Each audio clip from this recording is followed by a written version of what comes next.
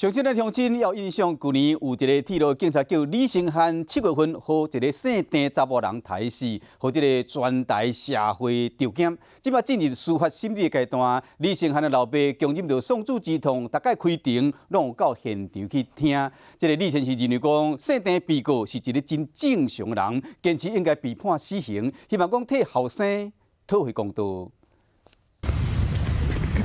头毛招白，有小可翘骨，一步一步行向法院。伊是铁路警察李成汉的老爸。因后生伫去年7月份，被人抬死了后，伊强忍悲痛，大概开庭拢会出庭，听整个审理过程，希望讲会使替因后生讲话。大家拢讲想要开看开，毋是当事人真正无法度，一个囡仔好好。法官为了了解姓郑被告形象前精神敢有异常，传过真侪证人。有人认为讲，这个被告迄一天真正常。李成汉的老爸老母希望讲，法官唔通判伤轻。重判啊！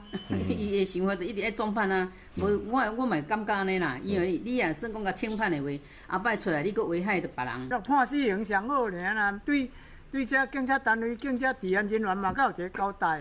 开一台巨型的箱型的车，强忍着丧子之痛，日子嘛是要继续过落去。